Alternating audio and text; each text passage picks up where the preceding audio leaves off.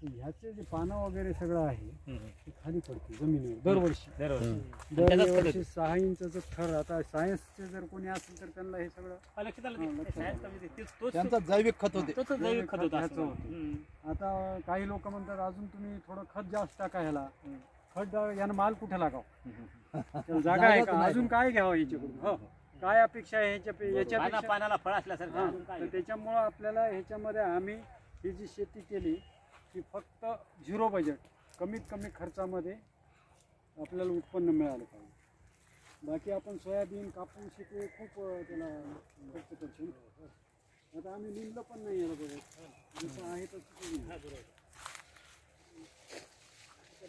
एकदा माल काढला की पुढे जून पर्यंत. हा गुळवेल लई आहे, गुळवेल जास्त आहे. कसं काय म्हणजे मी म्हणजे लावले काय? नाही नाही ते निघालेलेच आहे. गुळवेल काही झाडं लावलेली आहेत. मध्ये काहीच टाकावं लागत नाही, फक्त हे का टाकले आम्ही, भाई नाही टाकली, तणनाशक फवारले खालून. आता मजुरायला थोडं गच्च गवत होते, चिंट होतात किंवा मजुरायला थोडी भीती वाटते तोडायला, म्हणून ही बाग थोडी स्वच्छ ठेवली. बाकी काहीच नाही. अंतर कमी केल्यावर थोडं मजुराला त्रास होतो.